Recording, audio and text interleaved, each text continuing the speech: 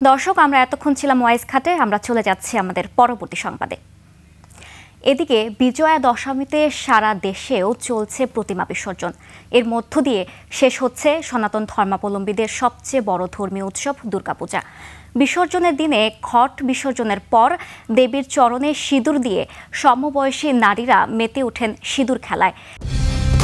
Colour expert, George sap এবং mild on hands technology সমৃদ্ধ Orix crystal wash আপনার laundry expert.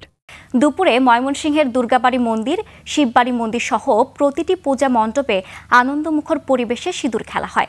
Bijoya দশমীতে বন্দরনগরী চট্টগ্রামে ভোর থেকেই বিভিন্ন পূজা মণ্ডপে ভক্তদের ভিড় দেখা যায়।